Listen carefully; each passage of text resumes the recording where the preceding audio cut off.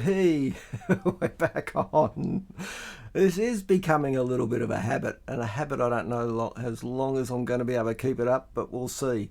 Anyway, there's some familiar faces up there. It's great to see. So welcome everyone to Robbo's Tech Talk Tuesday. I don't know how technical this will be tonight. We might fit a little bit in, but it's episode 18.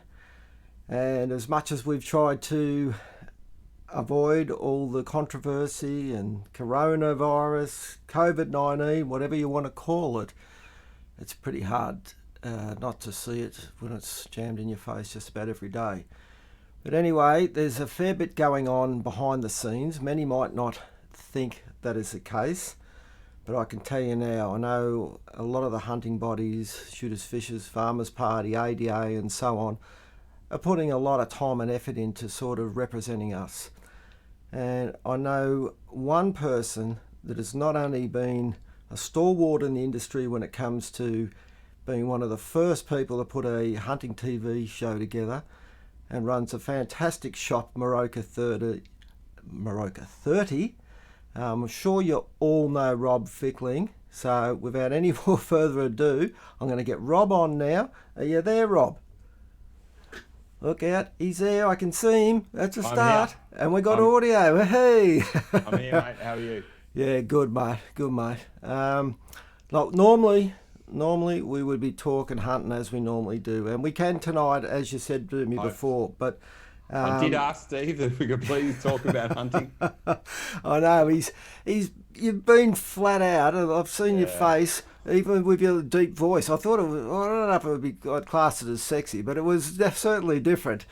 But you've been putting yourself out there, trying to keep basically up with what's going on with where the hunting sort of fits in at the moment, what we're allowed to do and what we can't do.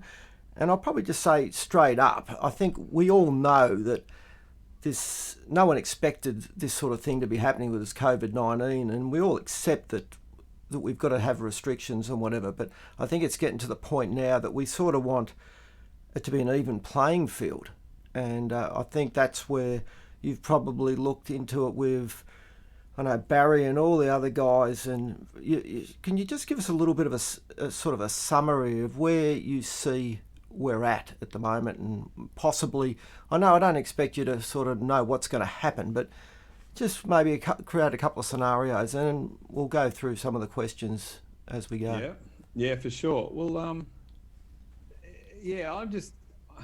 don't know. I guess, mate, it's maybe to my detriment. I just care a bit too much. I know you feel the same way. We've had our conversations about it, and bang, I just got a message from another mate there. Just, I've had enough, Rob. I've had enough. Appreciate what you're doing, but I'm over it. And we are.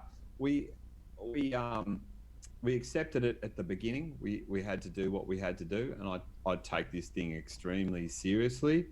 Very seriously. We've seen the damage it's done to other economies, and we've seen the death toll it's racked up in places. But to our credit, and to whatever the powers that be, we seem to have nipped this in the bud, and we all know that the figures just aren't there to keep us locked down, and we're not going to go into all that. But what we're talking about is hunting, and it hasn't been a fair, even playing field, as you know, for hunting and fishing, particularly in Victoria.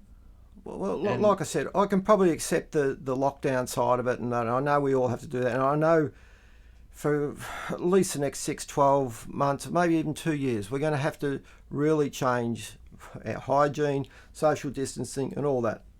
Yeah. And I think as hunters, we know that that's quite easy for us to sort of do. One thing that sort of, again, I don't want to go into it too deep, but one thing that sort of really irked me was the sort of relationship between domestic violence and registered firearms, and I'd love to see an apology over that. I'm not holding my breath though, I know. But it can't have been screwed up any harder, I don't think, really. And we did discuss this the last night, and it's left, the keen hunters feeling very hollow, very disrespected, very undervalued. overlooked, and Yeah. mate, it's just in my blood. It's same, with what brings me to do what I do with Beyond the Divide, and get it to where it took. I'm just really passionate about this, and I'll never be the flag waving type, American kind of, that model we talk about. That's not in my blood. We don't have a right to own firearms. We don't have a right to hunt on public land, but we've got privileges that we need to protect, and we've got privileges that people have worked hard for, and that I respect. I've been an ADA member for 25 odd year, whatever. I'd have lost count. And well, I've come into it later on in the ADA, and probably because we probably become deer hunters later on in life. But in all fairness, as a lot of hunters and shooters do, they tend to keep to themselves. They sort of create their own little bunch, and they don't want anything to do with other people. And I think where one thing that you've mentioned at the moment is that there's an E-Petition going on. And this basically for all hunters to sort of stand up, put their hand up and say, look, we understand the situation. We're not silly. But we also want to sort of say, well, we're here. Don't forget us. Include us in with any outdoor activities, whether it be fishing, hunting, whatever. Golfing, camping, firewood, the work. Exactly. And I think I've put it in the description, and we're not here to sort of preach to everyone and say, you must do this. But I think it's in everyone's best interest at the moment to show a little bit of uniformity and basically back have each other's back. And look, a lot of people that I've spoken to about it said, I don't want to put my address and that. And look, fair dinkum, it's an E-Petition. It's going to be presented. It's a government. It's a state government petition thing. They've got your address. They know where you live. You pay taxes. Exactly. And as firearms owners, we know we're the most heavily scrutinised people anyway. So look, I can only ask people to jump on, put your name on there, because it's just going to give us a little bit more to go into bat with. And when's it happening? Possibly the 12th? Well, the 11th is the announcement. But I mean, it's a shambles at the moment. Like ScoMo's kind of cut in on Andrew's parade here, and he wants things to change on Friday. But Andrews has said it's happening on Monday, and we're the only state in lockdown. In really, I think that's remaining in heavy stages of lockdown over Mother's Day. So Queenslanders are out and about. A lot of people in interstates are doing things, and there's blokes, and I've been copping it, mate, hard from some hunters saying, just stop whinging, Rob, and stay home. And fine, I get that. You're gonna throw your heart at this, you're gonna cop some flack, but it's people's choice to stay home. And like you and me, we are lovers of the outdoors, and it's not an option for us just to go. We can't hang up the boots like footy, it's part of us. And we deal with these people. We have a circle of friends. You and I met through this same connection. You're a hunter, or you're born into it, and you can't just push it to the side. No, it's who you are. It's pretty much that. And all of a sudden to have that taken away. And like I said, we do understand. We're not silly. And as much as maybe some people have thinking, maybe both you and I have come across strong on this issue. It's not about saying, let's go out and let's get back to normal. We understand this, and we're not trying to put exact time frames to things. But I think the word respect comes to mind for me. Just respect us as part of the community. And consult with us. Consult. Why not speak to ADA? Why not just have an insight into what's going on? But there's a big. If there's one thing we can learn from this, you've got to take positives. And I'm always a glass half full kind of guy. We've got to take the positive that this has shown massive cracks in our allegiances as hunters, and how separate we are from fishermen. That was the goal of my video last night, to try and, as I said, and we all know, most hunters fish, but not all fishermen hunt, and there's millions of them. And but we do the same thing. It's the same. It's essentially the same activity, but we get heavily scrutinised and kind of thrown under the bus a bit, and we're expendable, these hunters, and we need to realise that this is a massive wake up call for how quickly we can just be turned off and shown that we don't matter. And that's what Andrews did, and that's what Neville did with the gun buyback, with the gun decision. Sorry, and it's showed massive cracks. And what this e-petition is one thing, right? So Jeff Borman's put this petition together. It's not just a change.org thing. It's not a Facebook petition or a sign this thing. It's a registered petition that he tables in Parliament, and he'll present to Parliament. So when he stands up to Parliament as an elected member by us, like we voted for these guys, we screamed and kicked, we wanted Shooters of Fishers representation. He'll stand there and deliver it. Now, if he stands up and says that the 50,000 licensed game hunters aren't happy, the hundreds of the 1 million fishermen there, and then he goes, oh, by the way, I've got 2,000 signatures here. Exactly. It's embarrassing, No, and look, will it do anything? I don't know. It probably won't. But he said 6,700 was his previous record. If we can't smash that, it's something wrong, and it should be 50,000.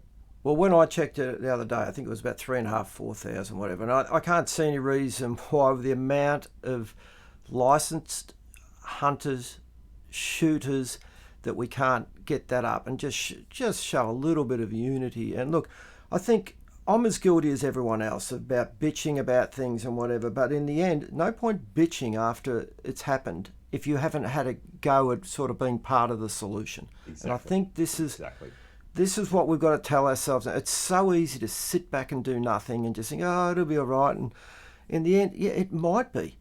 But there's no guarantee if this gets rolled back on sort of Monday that hunting is going to be included in it or to any degree. So I've heard a couple of rumours and people have texted me going, I hear this, and I like to think I'm pretty connected, and I'm not hearing the rumours that you're hearing about this. And I mean, I really want to hope. I really want to hope I'm wrong, but and people are very uninformed, and I'm not saying that in a derogative fashion. People are uninformed, and the problem is that a lot of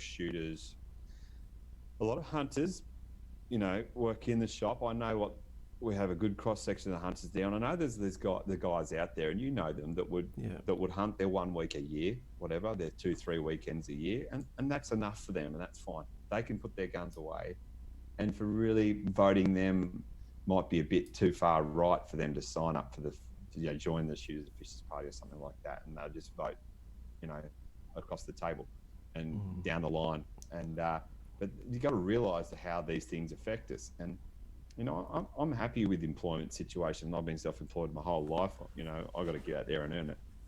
Nicole, she's got, before this, we're able to edge out jobs. Our kids are in school, and I'm happy with that kind of thing. So the thing that really riles me up is about shooting and fishing access, things like that. They mean a lot to me. So that's how I want to vote.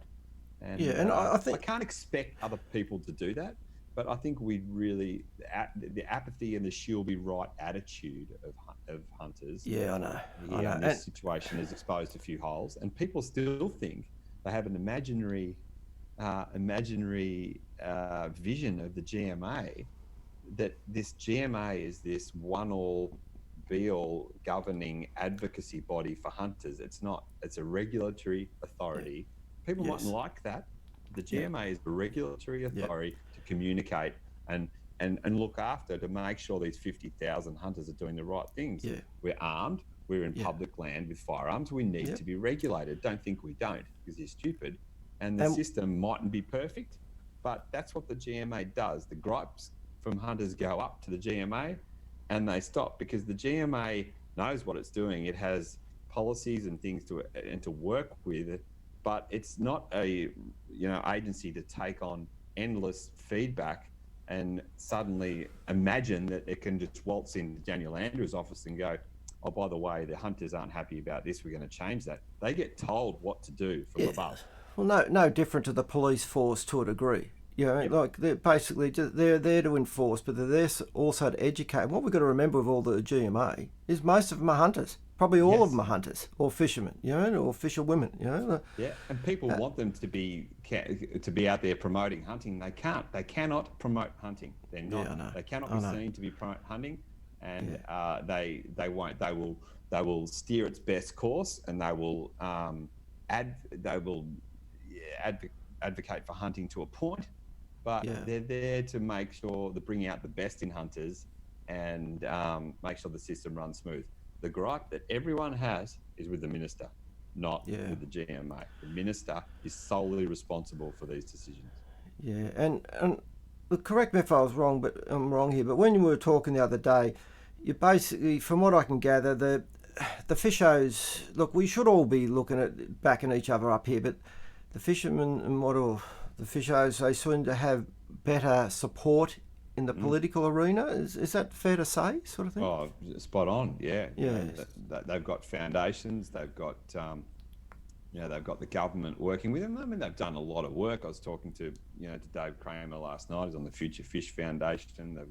They've got a lot of big numbers here and a lot of money to play with, and they're aesthetically pleasing. I mean, I'm a fisherman. I shouldn't talk. I know you are too. We shouldn't say them. It's us as well. But it is a part of what we do. But yes, they're they've got a lot of money allocated to them, and it's a big part of boating, and it's just a much less impact of a social and a more socially acceptable thing to do. Yeah, well, socially acceptable at the moment. What we've got to remember, in the 50s, 60s, and 70s, hunting was quite socially accepted as well, and when you look at New Zealand, it's more socially accepted. So it's not to say that things are going to stay the same. Look, in the end, to take an animal or to take a fish, we know what you have to do to it.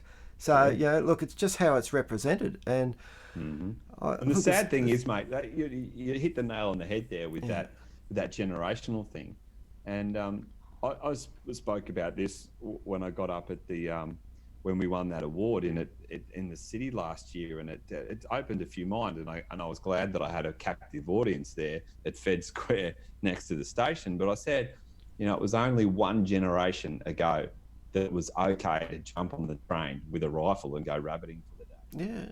Now the sad thing is that I've only kind of realised that my I'm 44, 43, whatever it is, 2 kids, and it was my father that was able to walk around, put the 22 on the bus and things like that. We are the custodians of this generation that, excuse the French, that has screwed it up for everyone. Like we're losing the battle. It's on our shoulders, unfortunately. We will look back and go, yep, it was the Animals Australia. It was all the inner city greens. Yes. They beat us, and it's gone. Well, what I struggle with, and I can understand it to a point, but if you're a hunter and you do it in a responsible way and you're passionate about it, why don't you wear that on your sleeve? Why don't you wear your heart on your sleeve? Now, I know a lot of people that would rather say, I don't want to say it because I don't want the repercussions. But the only reason you get repercussions if you're sort of not prepared to defend it. And I shouldn't say defend it, because really you're not defending anything. It's like you said. It's like that. I used to sort of brush it under the cover a bit around at a party or something, and what are you doing? Right. Look, there's time and place, and some people get very heated over it, but at the same time, it's a passion. We're both passionate about it. We're all passionate about it, all hunters. But look, at the moment, I think it's time to sort of look at getting in a slow way where we ease back into everything into sort of reality and just get the economy starting to go again. Because if we don't, the longer it sort of stagnates, it's going to be harder and harder for people to recover. Yeah, and basically, people are going to be still spending less in the shops because there may be more people unemployed. So I think it'd be great to see. I can't see any reason why the gun shops aren't able to open up fully, I know, straight up. crazy, You know, that's crazy. And just. they're hurting bad. Yeah. Yeah, yeah, okay. Let's see what they. Hopefully, they'll, give us some access back into hunting. How and what? Let's hope it's I know, straight. and you Yeah, asked, we sort of come full circle on this question no, there. go for it, What mate. do I know? Yeah, like yeah, where it's at. So it's in the hands of the gods. Sorry, this is my 4-year-old peeking in. Can you shut the door, please, Jimmy? Thanks, mate. Don't worry, Charlie. I just had to check. Hold on. Charlie Fickling's on here. Hi, Dad.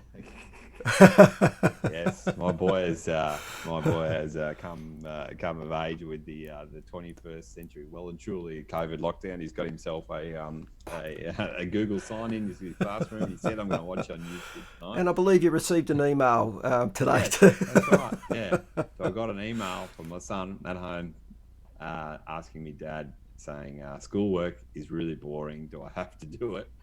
Yeah. Like, oh, here we Oh, go. well, But I can relate to that. I yeah, wasn't. good full credit to him for asking. At least he asked. His mother put him up to that. Yeah. Sorry, mate. I've probably distracted you now. No. So where it's at, yeah, it's firmly in the hands of the ministers. That's exactly where it's at. We've put our case forward. We've raised a lot of attention.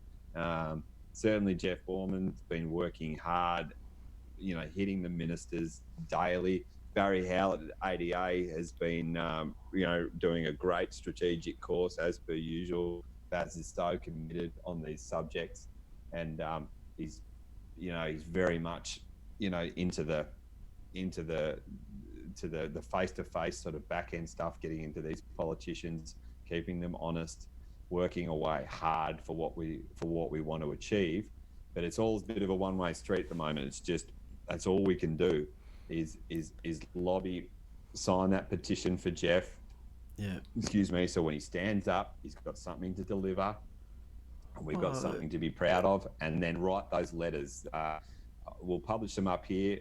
I've delayed it a couple of days putting on Beyond the Divide because I really wanted just people to get on that e-petition. But lots of letters have been going out. I've seen some passionate guys on the ADA pages copying in and sending me screenshots of the letters, and it's great. And your local MP, you can ring your local MP. Yes, exactly. Tell them, and just let them know, because a lot of them are taking it. A lot of them are taking it for granted, And well, the electronic media gets used against us. I think it's time that us hunters, fishermen, have just got to start using it to our favour. And how easy is it to send an email or whatever? Yep, exactly. Yep. There's really no excuses. 10 minutes, exactly 5 minutes out of your day to just know you've put a voice to it and backed everyone. When there's 50,000 of us. Well, look, let's just say, Jeff's going to go into Parliament, whatever. It'd be nice to say that we've got your back.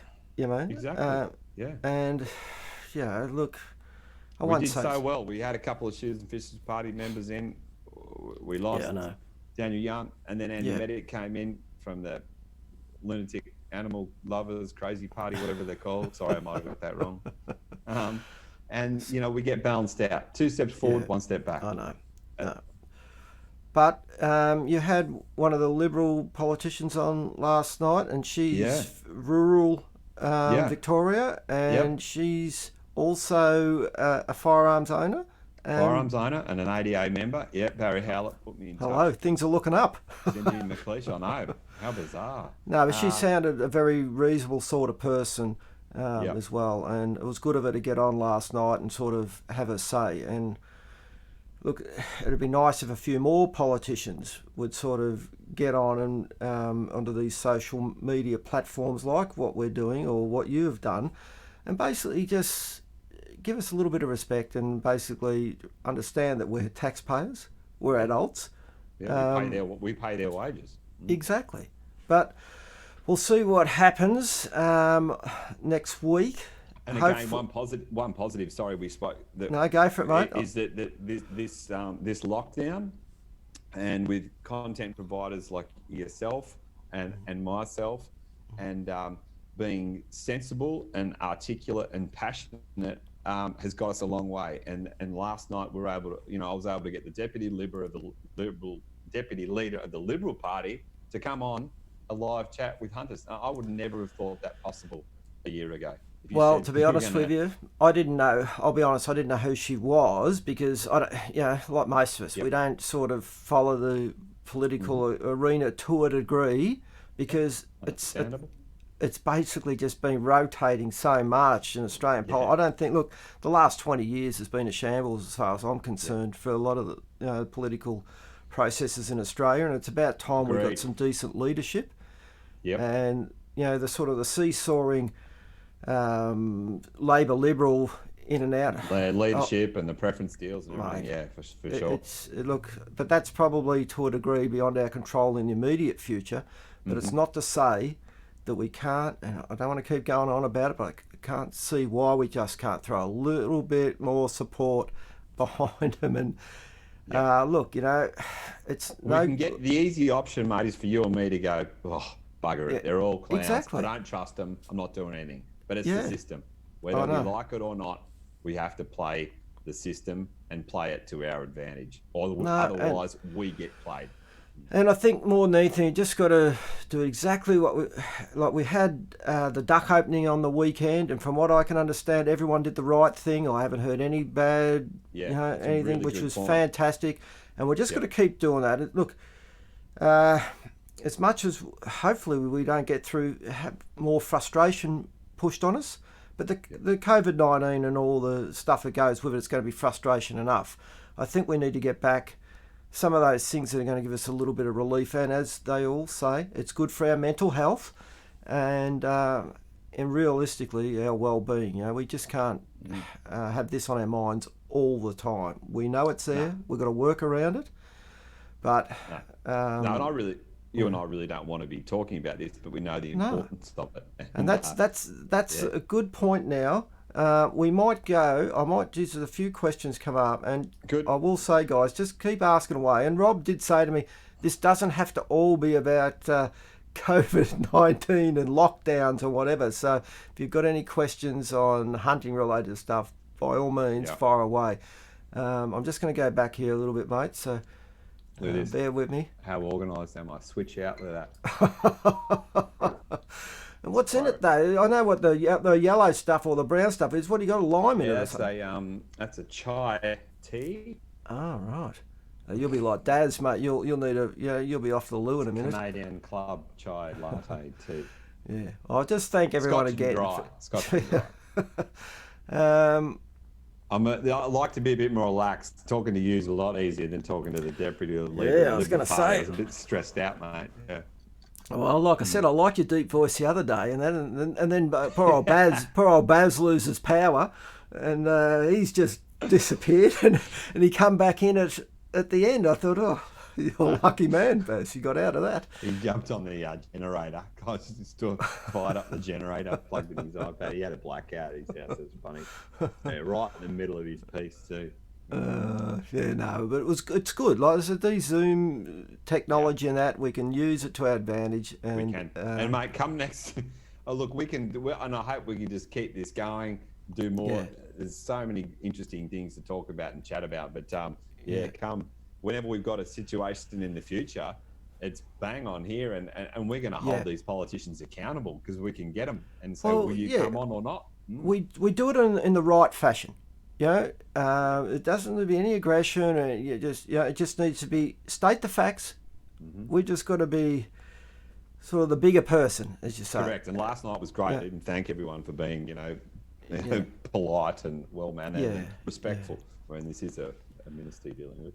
I'm still going through these questions, mate. So bear with me. Yeah, mate. I know how it is. Yeah, but you've got better eyes than me, and I'm not going to put my glasses on. I'm refusing to do it. So. Very good. You got selective vision. You can spot those deer when you need to. Well, yeah, I can still see them. But Richard Hatfield, Mr. Michael O'Brien MP, busy on emails to me lately. Anyone else getting these for general concerns for me? That's from Richard Hatfield. Luke Davis here is pretty much stating what we all know is that the supermarkets are crammed, and we know all that, and Bunnings and all that. And look, there's sort of Yeah, we know we know the Yeah. deal, Luke. We know it sucks. We know we're getting the Yeah, hard end, exactly. short end of the stick, hard And end of the I'd bargain, like to read whatever. out everyone's comments here. We And to be roll. honest with you, they're pretty good tonight. They're not going crazy on us, but hold on, we'll have to fire them up. Hold on. Fernando Cavallo. We must have a united voice. We must support the outdoors people and the whole industry. Mate, couldn't have said it better. Simple words, but that's what we need to do. Very, Yep. very simple. Righto, here's a bit of a deer question. Samba Man. Hey Rob, who shot them monster Samba stags hanging in your shop? Seems they are related like some same bloodlines. Well, there's a few. There's a lot Yeah, of we've got a few stags. in there. Yeah. The shop is a great collection of trophies. I probably don't give that, and they're not all mine. I'm really proud to have lots of friends in there, and yeah, we probably don't give that enough respect. We have a few guys come in, and every now and I stop and ask it, and I go, "Wow," because we have got a great collection of trophies in there from around the world and around Australia. But there's a few big Samba in there. The big one in the corner that we set up when you open the door and you look in and you see the full stag preaching, and the one up in the top left that looks straight at you is a 30 by 30 by 30 taken by Laurie Rees up on the tops. And that is, you've seen it, Robbo, it's just the perfect Samba. And it's big and heavy. It's an Ian Humphreys beautiful mount. And it's just the epitome of everything you want in a Samba. So that's Laurie's. Round to the left is, so no relation, none of them are related, is my biggest boy to date, and he was taken after the '07 fires, and that's a similar sort of situation to now. Actually, these opportunities post fires, or these times post fires, create amazing opportunities for hunting, and that's a whole other subject in itself. But he's a big, heavy guy, just stripped out of velvet. Oh God, I know him all. A couple of days. Is that why Laurie keeps coming into the shop just to have a look at his deer? Yeah, no, good on him. I hope he doesn't take it back because I love having it in there. I think he loves having it in there too, and they're great because they're appreciated, just like that comment. And I'm sure Laurie loves having it there too. I've got my first one in there that I ever took on and I remember it like it was yesterday, on a very stinking hot March Labor Day long weekend, and I didn't know better. I didn't know that you shouldn't hunt in summer back then because it was a secret society. And if I had a long I still don't know, Rob. And it was 38 degrees or something when I took that stag. And I've never known so many flies and heat and the exhaustion of getting that thing out. I could get a photo of it, but that was my first appreciation of just how big those things were. And I shot that one about 7 meters, the distance he came in. I was stalking in on him, and I think he thought I was another stag. I was in my socks because it was so dry. And then, that was a great hunt. A couple of doors down, there's another big one from my mate Cozzy on the backpack hunt. Yeah. And then I think there's one of Daz's in there, and there's a few little random ones. But yeah, they're all pretty special. I've got the first one I shot with my dog, with Angus. He pointed for me. That was a very special hunt. So trophies are in the eye of the beholder, whether they're 5 inches or 50 inches. And Angus and stag in there is a little one, but that hunt meant so much to me. And I don't think that they're all about the size. It's about the experience. Well, that's exactly. I often say, and I think I've even put it on one of my videos, basically say the true trophy is the experience. So, and trust me, being able to do it. That's while you can keep doing it, just do it. Being able to do it rather than talk about it in past tense is a good thing. Now, what we got here? Luke Goss. I love it as much as you blokes, but we are in a declared state of emergency with an end date. It's not forever. I think we will be right after Monday. Well, Luke, I think that's a risky move. I'd rather sort of put a bit of backing behind that. Not that it's going to have the desired outcome, but to sit back again and just say, I think we'll be right. I wouldn't, back it in. That's what I'm saying. Yep. complacency gets you nowhere. In hopefully you're right, Luke. We're in. But and Matt Capper pretty much sums it up here. The people that tell you to shut up and stay home, stop whinging, aren't true lovers of the bush, the outdoors, and hunters in general. Yeah, that's fine. And I accept what you're saying there, mate. But it's sort of a bit of a balancing act here, as far as we all know that we've got to toe the line. But I think it's to the point that we can sort of start to move forward.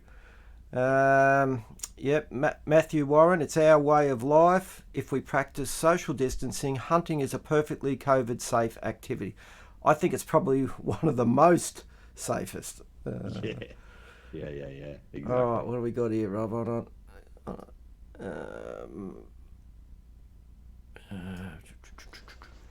Okay, Wayne Haman, I hope I say your name right, Wayne.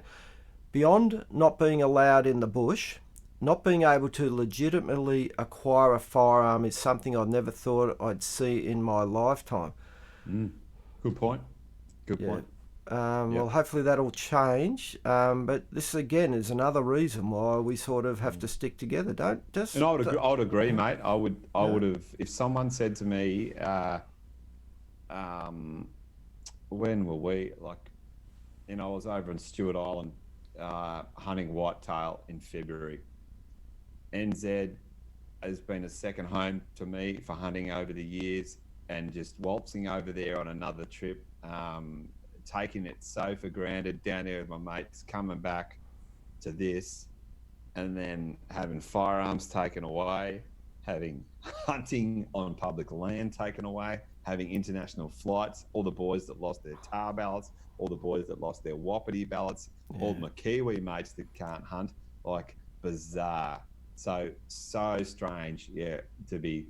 I was really grateful that I got that hunt in that I did, and same down on Snake Island, filming the hunt down there as the last ballot. This unfolded as we were on that, and when we get that edit to air with Beyond the Divide, I think there's some commentary in there, because my mate and I, Joel, were just watching it unfold on Facebook, and both Joel's been saying, "Don't come home, abandon it. You have to go into lockdown." We're thinking, lockdown? What's that?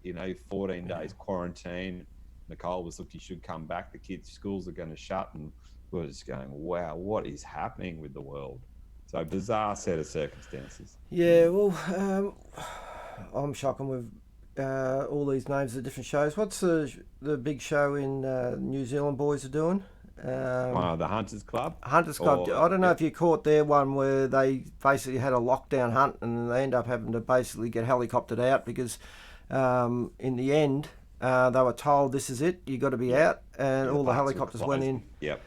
Yeah. So it was sort of when you look at where they hiked in and then having to get busted out, sort of thing. Look, we all understand. Everyone knows it was unfortunate, and we all accepted it. And we just got to move on now with that side of it. But now we've got to sort of build a bridge to sort of move forward, and that's. We certainly won't take it for granted.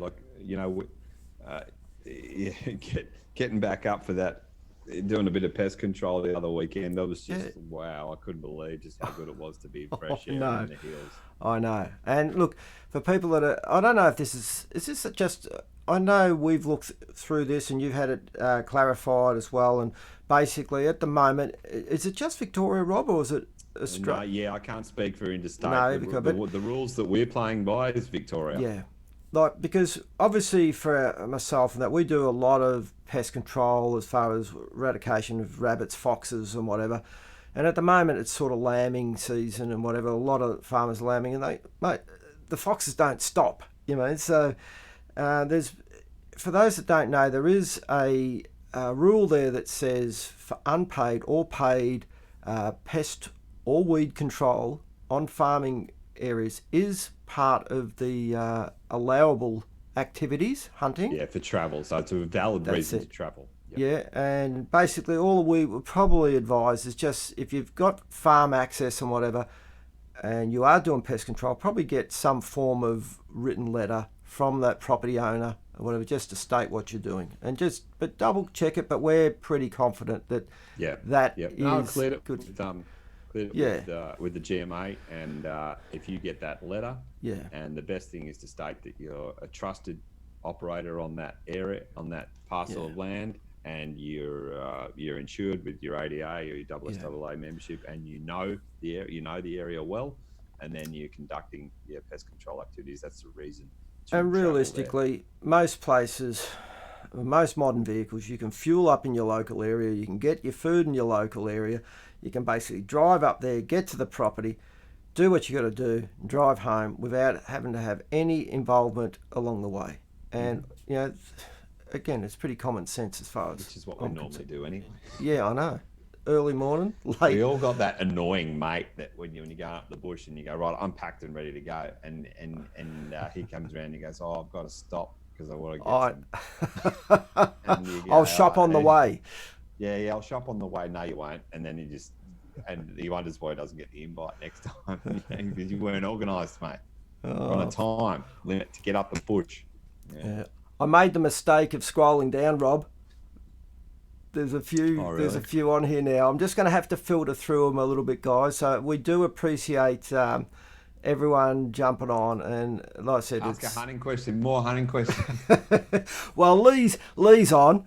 Oh, no. He's on, but he's not asked. He's actually showing some restraint. He just said, remind people to go to the link below. Yeah, look, yes, good on you, good mate. point. It is a good point. And like I said, it is a big key to tonight. I signed it. Charlie signed it. Now, that's a good point. That it's not just one person in the household. You can all sign it if you want. Everyone that loves the hunt, like, again, we're not telling people to do it, but just have a look into it. That's all. You have to have a registered address. You have to be it has to be a Victorian address. That's why, because it has to be legit. It's a parliamentary petition, so it's no good the boys from Coolangatta putting it in because Jeff will look a bit stupid. This is a Victorian petition. Yeah, because I do see a few of the boys I know on here. They're from interstate. I see PJ, but he's up in Queensland. You'll correct me, I'm up in Queensland. And there's a few other Dylans. Yeah, so sorry, it is. Unfortunately, lots of people from interstate have clicked on there and said it won't work. It won't. Correct. Yeah. Okay. It's a Victorian thing only. Yeah. All right. And I've boasted many times how good we are in Victoria. I've got my T-shirt made up with the hunting state, and now I'm getting laughed at because we're all locked down. So, karma. Yeah. Well, we just got some more land opened up, ready to go. Yeah. Yep. So, that's right. I did joke about the early days of the lockdown and how Tasmania locked themselves down, and we were joking because we had all the Samba country to ourselves. Boom. The only thing I have heard, and again you can correct me here, I know in New Zealand they're basically saying that for their duck season or whatever, if it was whatever it was, let's say it was a month or 2 months or whatever, when hunting is allowed again, they're going to start it retrospective. In other words, start it from there. But down here in Victoria, I'm hearing that it's just going to be whatever's left.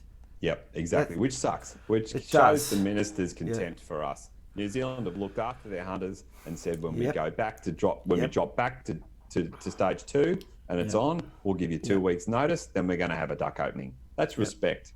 Yeah, that's respect for the culture that's around a duck opening, and it's respect to people's. To the business owners to book accommodation, to the economy of the area, and for us to roll back and say, oh, by the way, you can pick up the scraps of what's left of hog deer season, quail season, and duck season. That's not cool. No, look, they've definitely aimed more towards. They realise what hunting is for the New Zealand population.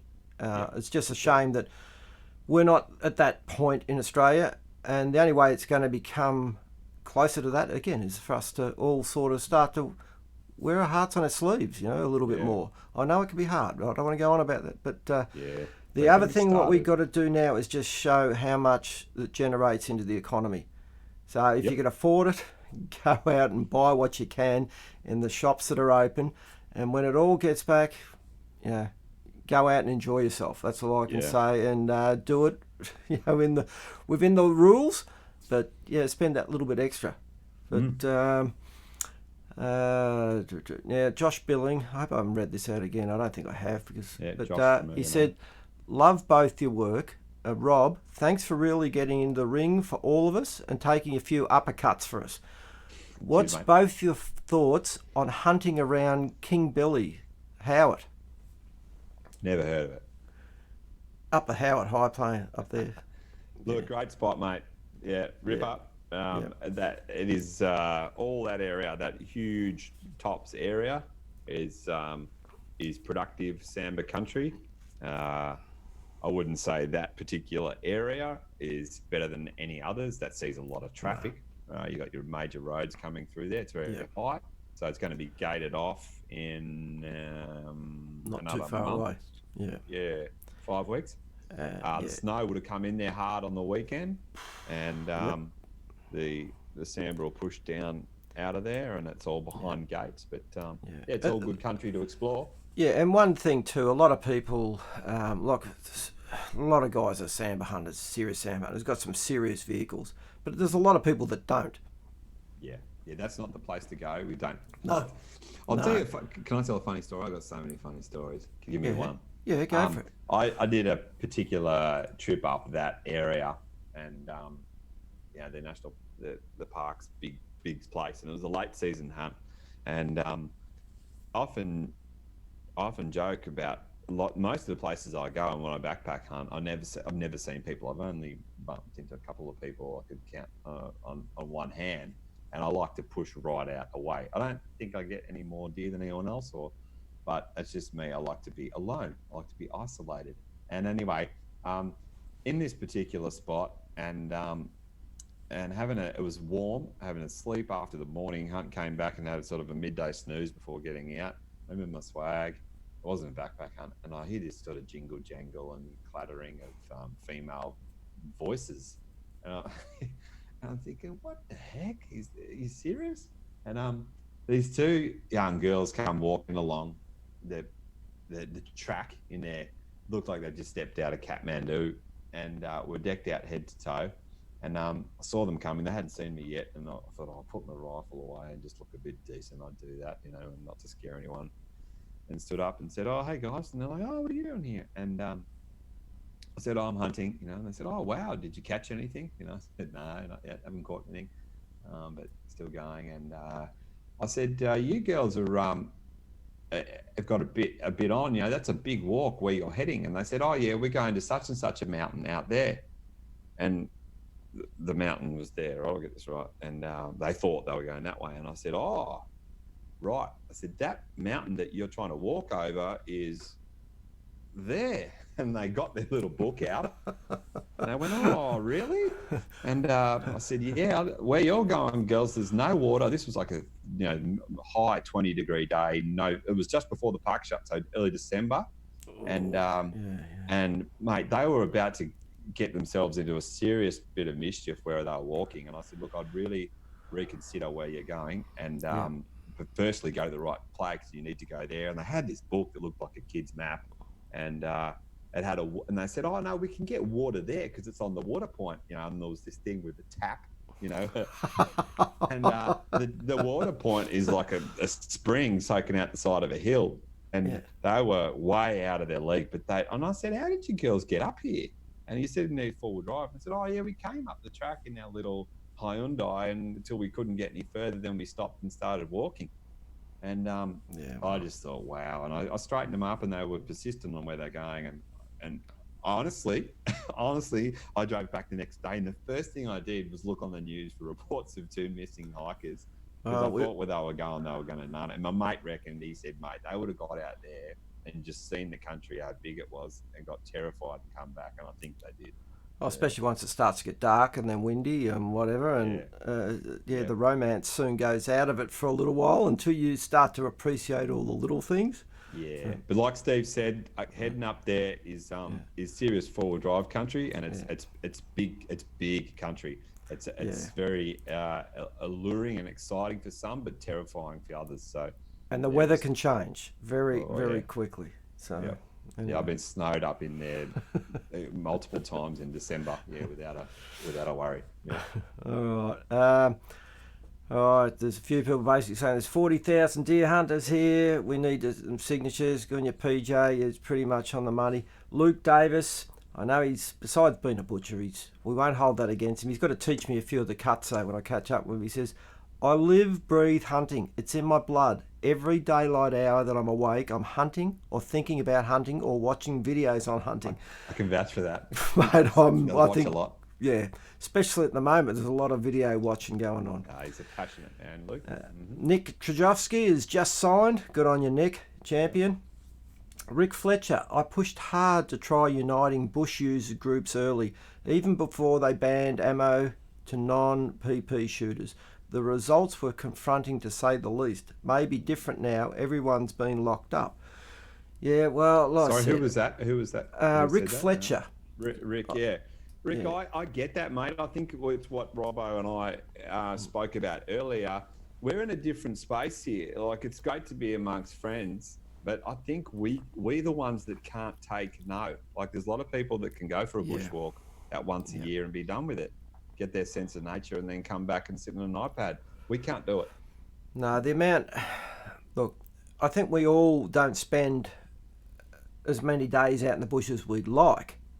But I can tell you now, when we were out there, all we're doing is thinking about coming back again. You know, and look, to be honest with you, if this work thing didn't get in the way, I think I'd be up there all the time. All right, Deutbag. Pete Minard, he's one of our ADA Western Port branch members, top bloke. Yep. Hey boys, good show. Everyone need to get behind your local ADA or hunting group.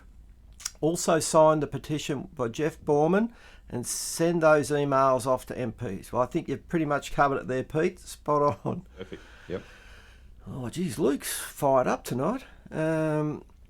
We need to stand as one, not as stalkers, bow hunters, hound hunters, duck shooters, fox shooters, etc.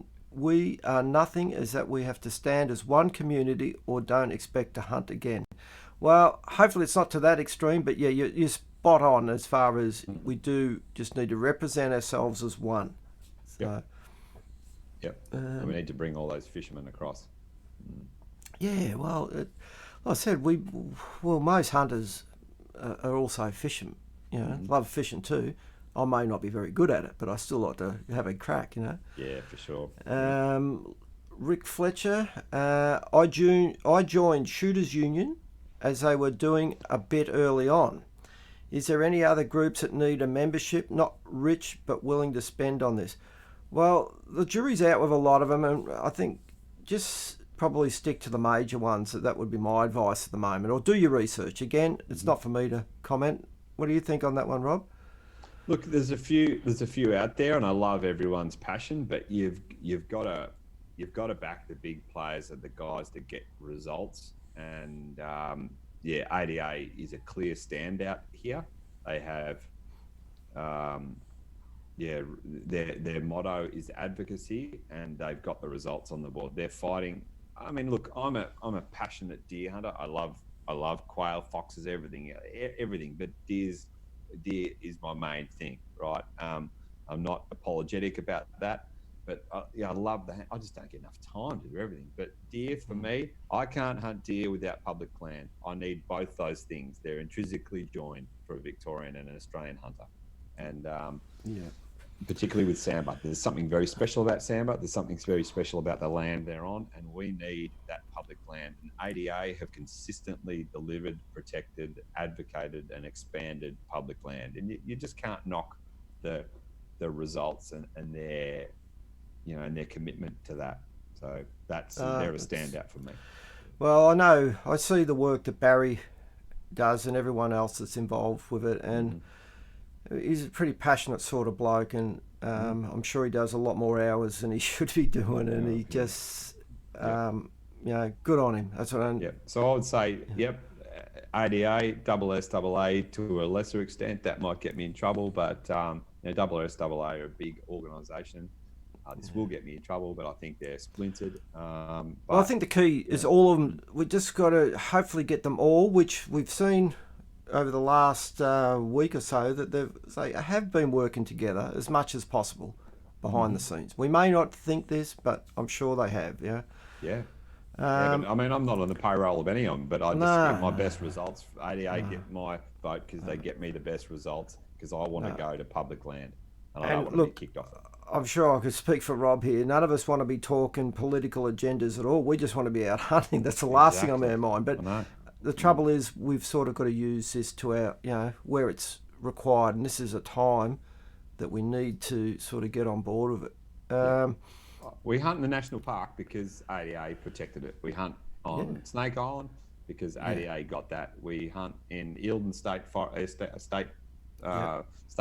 because of ADA, and there's a lot of history there. Well, what we have to remember is Victoria is one of the only states that's got all this sort of public access. And it's like you said, if you don't want to stay home and you don't want to attend branch meetings and everything like that, fine, just pay your 50, 30 bucks, $100, whatever it is, and just know that you've done your bit, Yeah, well, the bottom line is it's what you make of it. It's as simple as that. No different to hunting.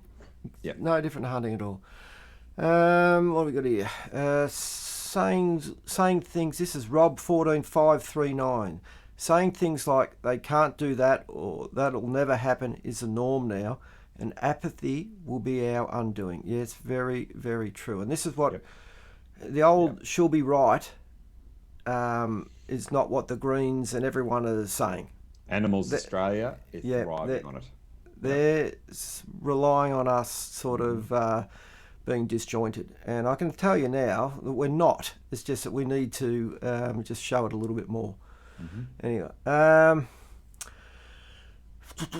Big TG, politicians do not want to help the hunting community. Well, I don't know about that so much. You found one last night that seemed to be standing up, and like you said, mate, she stood there or sat there on Zoom chat last night. She didn't have to. No. So good on her. And whether she wanted votes or not, who cares? She's there, and she's listening. So, and she's a registered gun owner. That's it. So she can't be too half bad. So, but he did go on. He just said years wasted sending letters with promises broken. Time for the industry and hunters to all stand together with one voice. Then we may be heard. Yeah, well, that's definitely right. Past 100%. Is past, mate. Doesn't matter. The past is past. Yeah. Whatever happened yesterday is gone. Yep, exactly. Matter. It's all about tomorrow. Frank Peter, hi guys. As a full-time prospector, I know you hunters and fishers are going what you are going through. I woke left politicians see us privileged elitists and want to restrict our rights. I'm not sure 100% what he means. It's a little bit. The prospectors are getting rolled as well. They have been. I know prospecting's a big thing. We get a lot of them through the shop getting bits and pieces, and it's a real underground kind of scene out there. But you guys are getting rolled as well. All right. Doug Smee. The big problem with gun hunters is they are seen as a person with a gun that is capable of harming others and mass murders. Well, I think we all realise that the big picture is illegal firearms, but it's too hard to sort of deal with, so they sort of just create this sort of diversion, and we just happen to be it. I'm afraid that's it, basically. But here's an idea for people, right? This year, for anyone out there that is an ADA member, and I think there's only 6,000 of them or something in Victoria when you think of 50,000 odd deer hunters. For everyone who's an ADA member this year, try and join up a mate. We've all got mates that aren't members, and I know that I've done my bit, and if everyone goes away from this and joins up a mate as an ADA member, that's one thing. We could double, triple our membership in a year. Yeah. And think of the people that you haven't fed venison to. Bob Goff talks about it, venison advocacy. It's the oldest way. I know, I've been doing it for years. The knockers that will take you down about what you do, just cook them a meal. I made some amazing Italian venison meatballs last night with that fellow we got, Robbo, and it was amazing. And I know that I can get a few people over the line. I've done it countless times before, and just getting them, reaching them via their belly is a way to go. Well, me Texan sausages aren't bad either, Rob. No, mate, at all. They're pretty good. I know how you roll. When I look at the last Western Port branch, that hall was packed. Yep. And there was some old stalwarts there that, you just can't and I can guarantee you they will be willing to share their knowledge, as most of the guys in there are, or just about all of them. So you just sort of got to be involved. Like you said, you don't have to be there all the time. Come down, have a look, test it out. Just let me get one thing, mate. I'm just going to stand over here in my bookcase. I'll be back in 30 seconds. I can get one thing. I'll go. You just got to put up with me for a second. All right, never a better time. I'm just going to read through a few here. I'd love to read out all your questions, guys. Here we go. I'm back. Oh, he's back in the room. All right, you got me? Yeah, mate. Yeah, can you hear me? So when I was, the reason I joined up and was to know more. So back in the day, that's Kenny Pierce's book, Walking Him Up. I reckon I've got the older one. Hold on, is that the original one? No, I think that's the original. There is a second version. And I'm looking at mine, and it's him with he's standing behind it. Yep. Yeah. Anyway, that's the book. My mates called it the Bible. Yeah. And anyone who did it will relate to how many hours you stared at that stag. Now that's just deer porn on Facebook every day. A big stag in a wallow these days. But back then, this book was really all there was. In the Pete Burke's book, there's no intent, there was no nothing. So I went to the ADA because I wanted to learn more and apparently meet these people that had seen these ghosts. And Ken Pierce was a member down at my branch, and he was open and he shared things with me. And it wasn't full open slather back then on Samba. It was still a secret society, but a lot of guys did share stuff, and it was a real gateway. And I'm happy to pass it on as well. Yep. And the thing is now too, it's not just through the clubs. Like, there's a lot of people like Reggie Gordon, Doug Reed, all those sort of guys that are, mate, I see them, if it's not their photos or their videos, or I see Dougie Reed all the time giving advice on people, on packs, on the Samba stalkers, and mate, he's a wealth of knowledge. Like Doug, mate. And the only thing with Doug, and if you listen to Doug, you just got to, when I type out a like a one paragraph thing to you, I really get schooled in the English language. We're going back to it. He's so articulate in what he says, and he's so passionate. So there's so many people like that are willing to share. So and he's a Gippsland or Bairnsdale branch, whatever it is. And those guys are all around there. Yeah. And all these blokes and legends are such an underutilized resource at your local local meeting to talk about things, and we go away on the branch hunts, and we're there, and they've been great for people to go out and hunt, just sit around the fire. Well, look at, speaking of someone that we might know, Into the Mountains. Hey, Dasman. Look out. Great work, team. Keep fighting the good fight. There are many of us that are very grateful, not only for the content that you've made to date, but the time, sacrifices and effort you've both have made. Well, you too, Daz, because Daz is going great guns at it. He's probably sick of me talking about it every day when we try to work, but I've been distracted doing it. And we both get passionate. We bounce it off each other, and we get the hunters coming in, and we feel it. And but someone's got to do something about it. Like we're talking today, there's not a lot of people really standing up, or other brands, and you just got to do it. Someone's got to put your hand up and say enough. Yeah, look, we may have our differences, but we've got to concentrate on the things that we sort of all agree on, and the common bond, and that's hunting, fishing, whatever it is. Stick together, show, and I like the word force, but show a bit of strength, basically. Unity and strength. Yep. All right, Wayne Hammond, never a better time to put a deposit on a new rifle or buy some new kit at your local shop if you can. Spot on, Wayne. Yep. Matthew Warren, firearms registry could have just stalled on permit approval but still allowed firearms to be purchased. I think at the moment, and I'll stand corrected here, PDAs, I know in Victoria, have basically been suspended unless you're a primary producer. Just for the moment. When I say suspended, just for this state of emergency. So it's not, it shouldn't be long term. So that's where it's at. But anyway, Bradley Moore, g'day mate, how you going? Ian Simpson, school, yes, maths is very important so you can count your tinnies on your first your tines on your first deer, and make sure you got the distance right. Yes, that's right. Charlie's right on here, mate. Charlie Fickling. Hi, Daz. He's got the power now, mate. No stopping him Charlie now. boy. Charlie boy. Need to bring Ruby in, Charlie.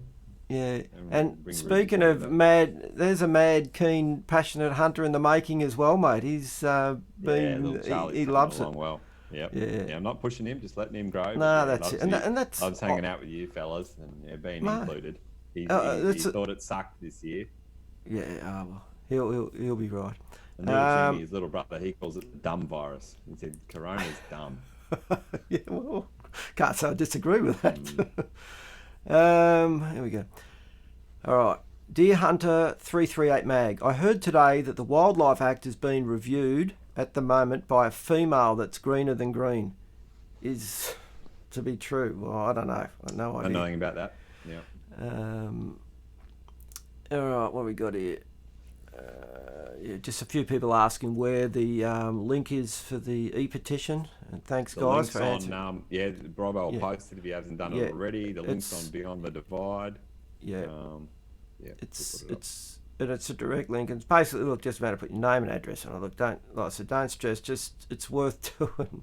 It's 30 seconds work. Yeah. Yeah. Fickling for Premier. Have you got the right hat? No.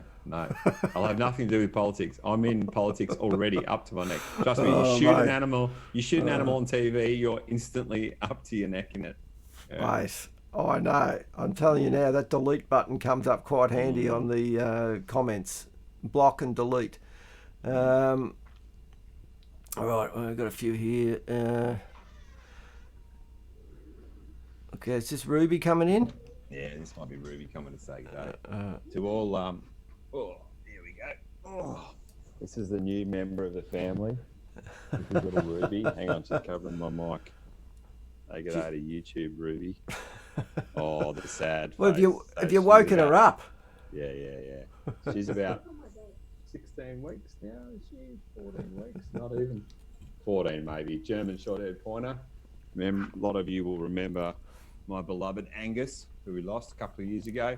So it's been nice to get another GSP back in the family. Nah, that's great. She'll be a great little hunter in another year or so. Yeah, well, my little bloke, he hasn't moved. He's asleep behind me here.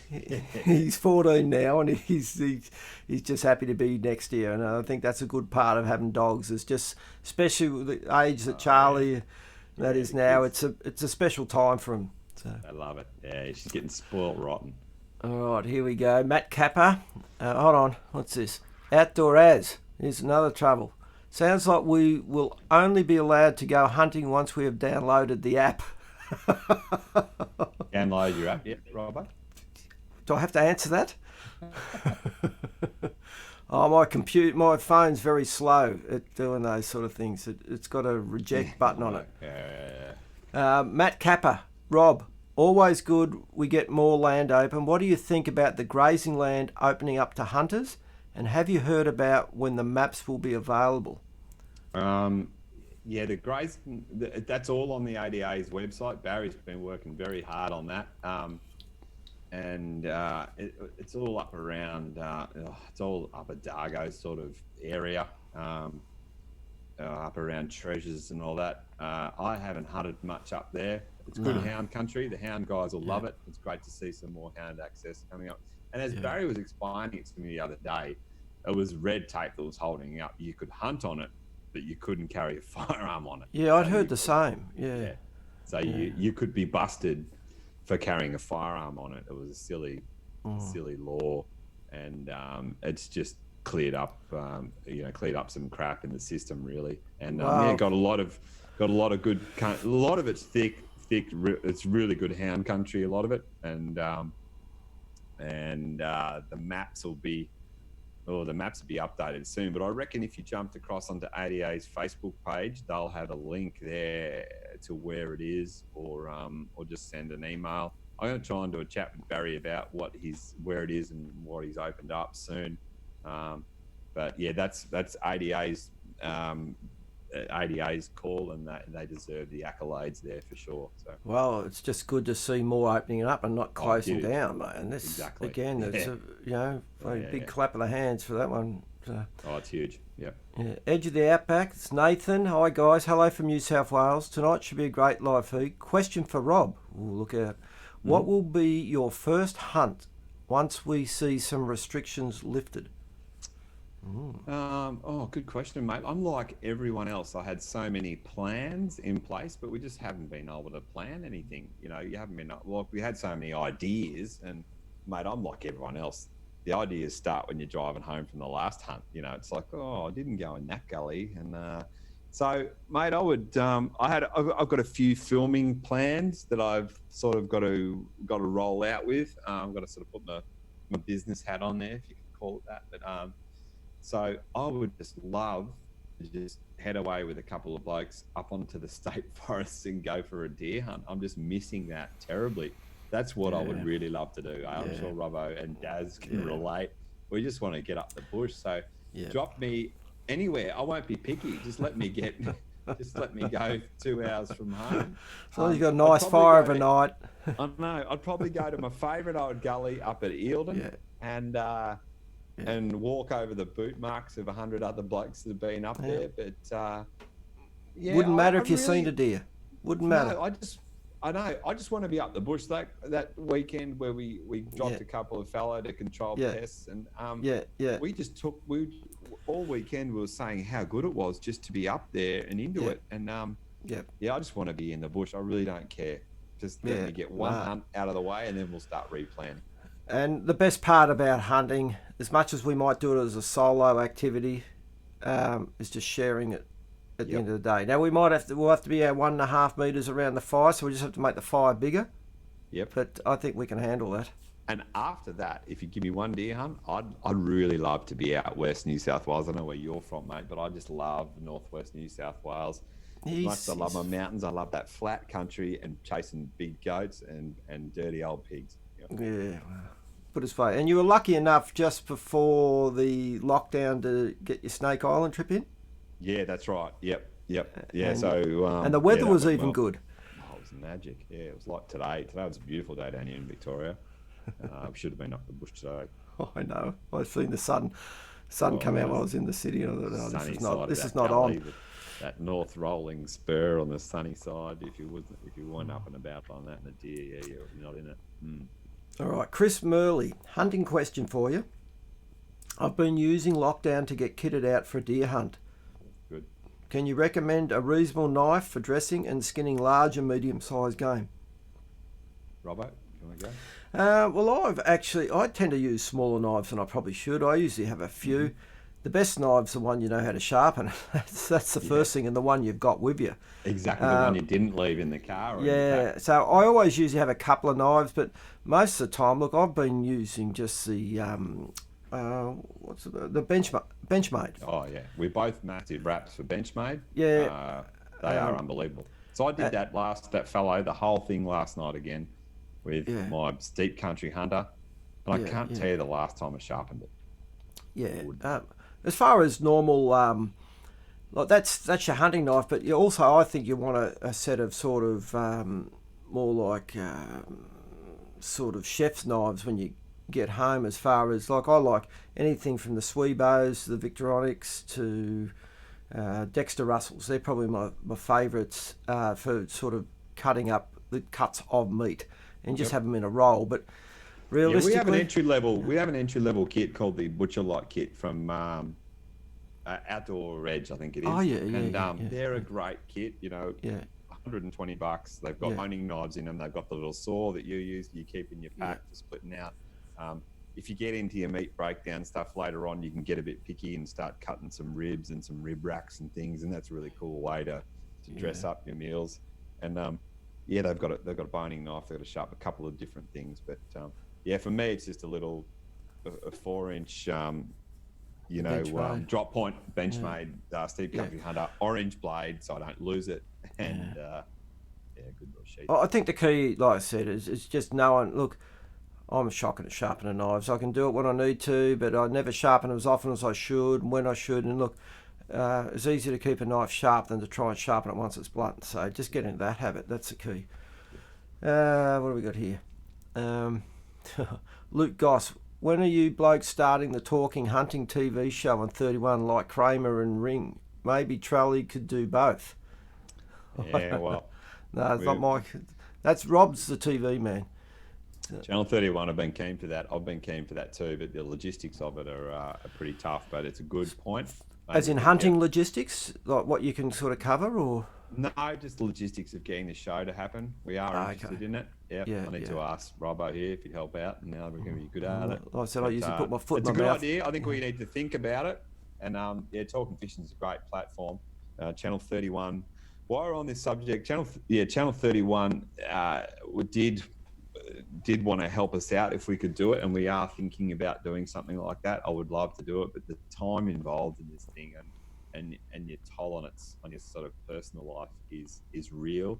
I do love hunting, and I can kind of do it endlessly, but this extra side of it you've got to be really careful where it cuts into your passion, and if it takes away from your passion, it starts to burn you out. And I love contributing. Robbo's an outstanding advocate here, and Daz for contributing, but they'll all know just how many hours it takes to put this stuff out there. Well, just while you're on, sorry, Rob, just for argument's sake, just to put one episode together, which is sort of 20-25 minutes, roughly how many hours do you think that would take? It's about 60 hours for me in the studio. Which that's pretty good. You've got it down 60 to 80. Yeah, it's usually about 10, 8 to 10 working days, or 4 monsters. Just some of them are huge, but 60 to 80. And you can do your head in after a while. Yeah. You're well and truly sick of listening to your own voice, I can assure you of that. So 20 weeks of time to put a series together is a big part of the year.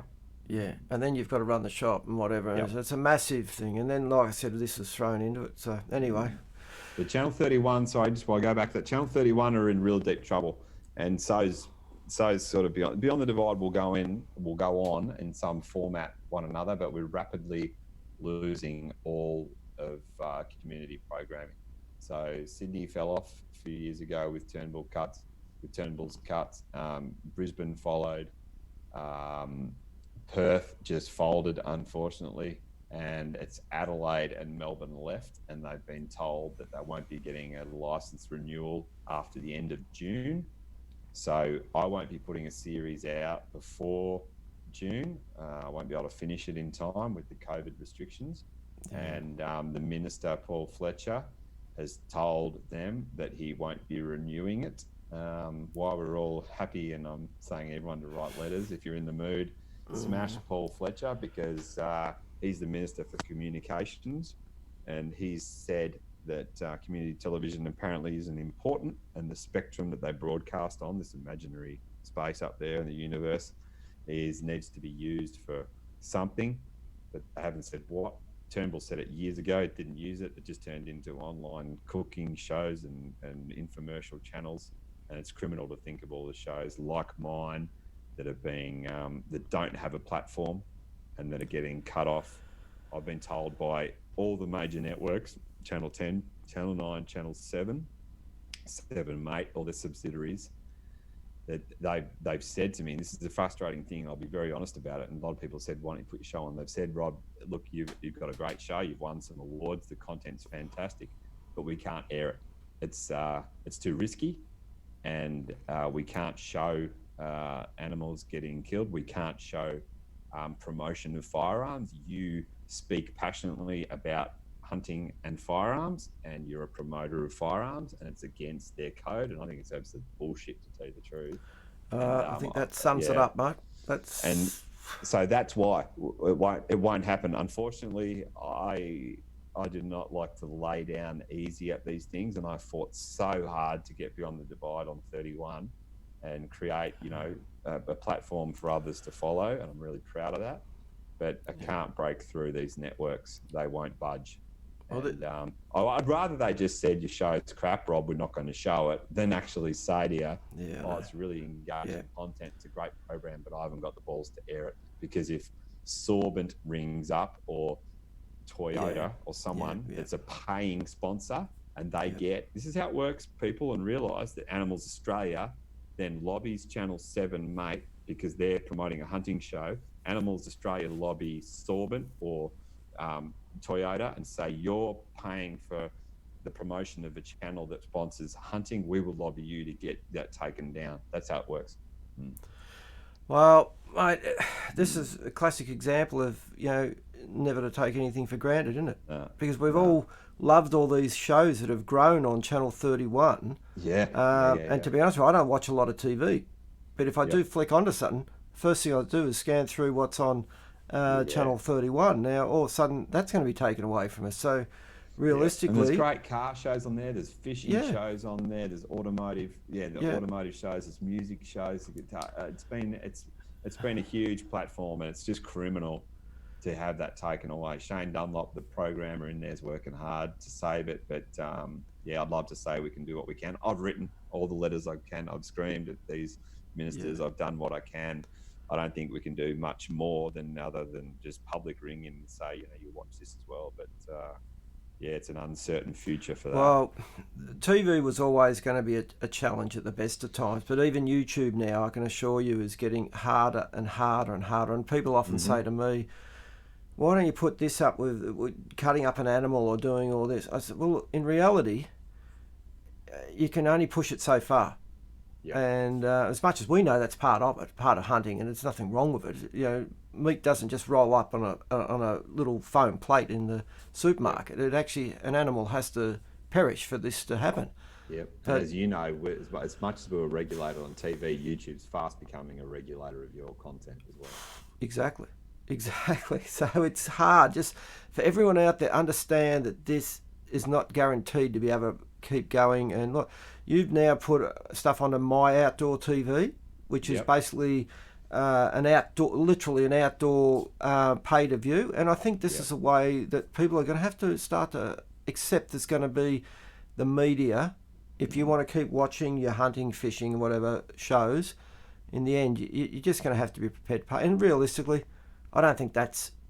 I'd love to see it all free to air. Top-tier quality programming is getting pushed towards those platforms. All right, let's see where we're going, Rob. How are you travelling? You don't mind keep going for a bit more? Nah, mate. No, I'm excited. You're in the swing? In the swing? Yeah, I don't know if I should say those words. All right, John Samba. How many do you think got incinerated during the fires early this year? Hopefully this time off at least gives them time to bounce back in areas.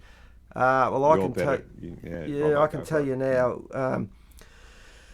Lee and myself spent a bit of time up in the northeast. I can tell you now, it's not nice having to go around putting animals down, whether it be cattle or whatever. Look, time will tell how many got incinerated, but there was definitely a lot of dead animals. Sometimes you couldn't recognise what they were. So it was brutal. But we've been here before, like 07. Exactly. 07 was horrendous. The damage to the bush, the central part of the Samba Range in 03 and 07 was like nothing you've ever seen. It was horrific. And we saw the growth and the numbers of Samba that we have today as a result of 07, the bush coming back. So these deer have adapted to our conditions, just like the roos and everything else. They have the ability to come back hard, and they will. I basically had 5 weeks off recently and only managed to get a week away up the bush before I had to come back. Now, long story short, this area was being burnt at Christmas. The first thing that's come back thicker than ever is the grass.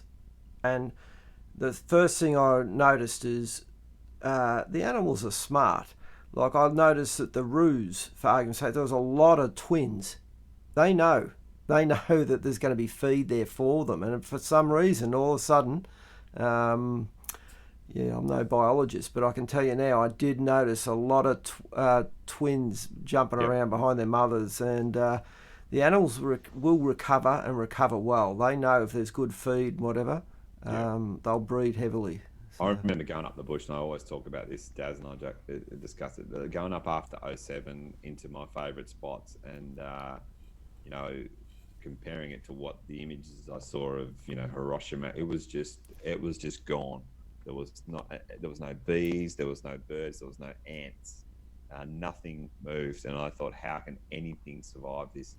And then you found little pockets, and then and bang, it's back. I mean, we had horrendous floods after the fires, not dissimilar to this weather pattern, really. And now we've had the wettest May on record or something. It'll start. well, mate, so much. I think after the fires, I said, we'll see no rain until May was the original thing, and then it's just poured basically. I think we've had one of the wettest starts of the year in more ways than one. So the deer will come back hard, mate, and what's sort of done is done. And we all have our own ethic here and choices to make. And if you're in the bush and you need to drop an animal for meat, or you see a trophy you want to take, go for it. And if you want to let them go, that's your choice, mate. I think so.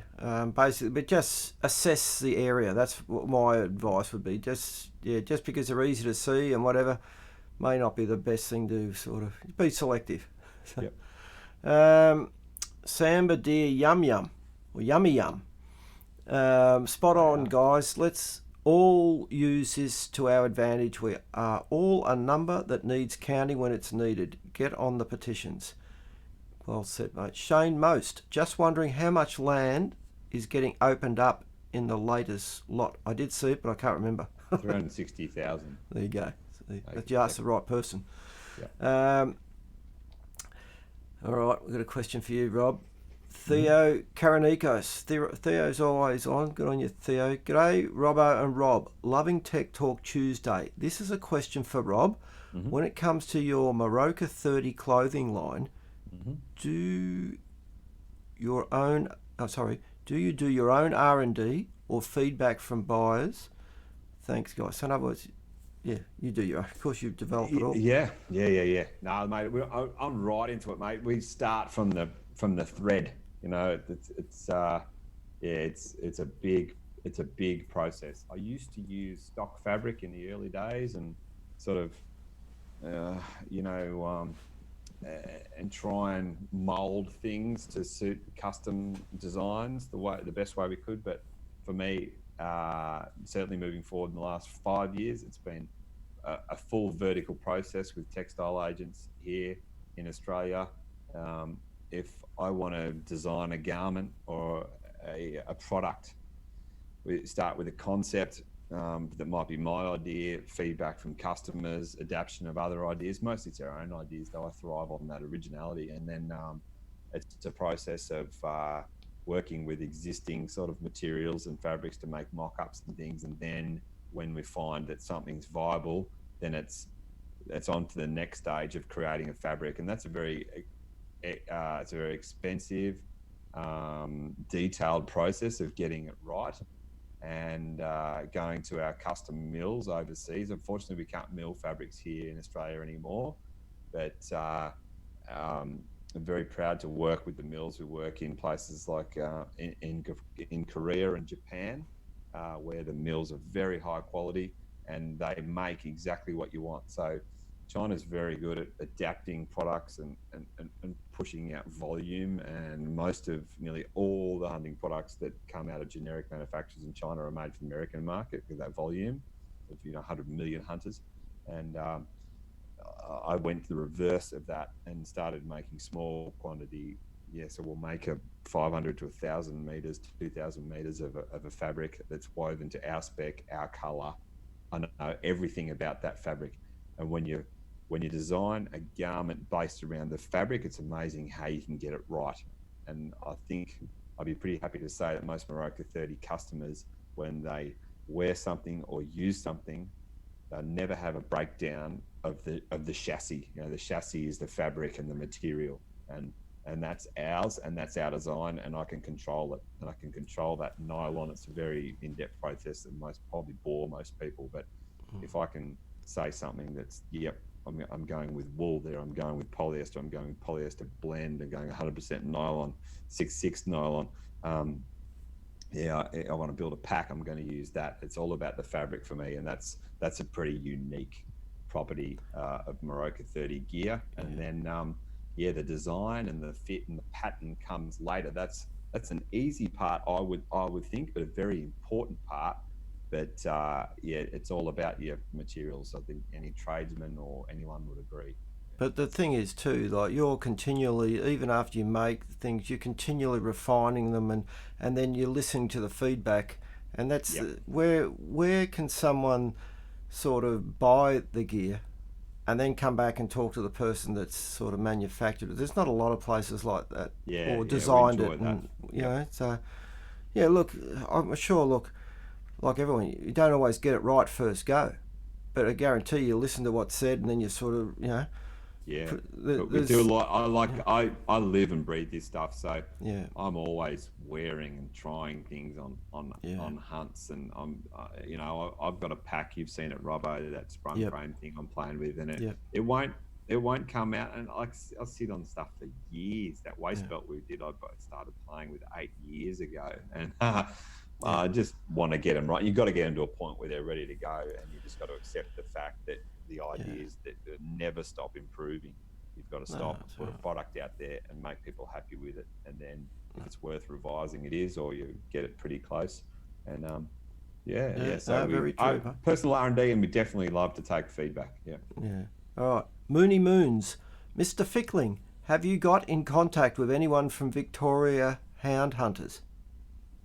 No, I'm not sure what about, but no. A couple of people said that, but they're always welcome to contact me. I've got nothing against the hound hunters. Lots of my oh, buddies so are hound hunters. they're all part of it. Yeah. All right, now, blimey, I thought we only had a few to go, Rob.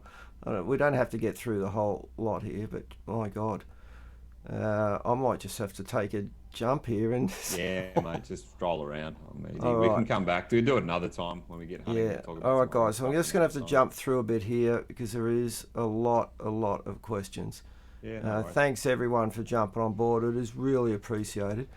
Yep. All right. Who we got here? All right. Hunting a ret. Dave's on. Hey, Dave. Hunters should look at the money they spend on gear. $200 or more is not much annually to assist in protecting our rights and access to public lands. Very true. But to be honest with you, if you only spend it $200 a year, I think you need to up the ante, I reckon, Dave. Come on. But true. If everyone did it, it'll help out. Yep. All right. Raw fishing. I believe politicians need to learn that there are people who harvest their food from water and bush.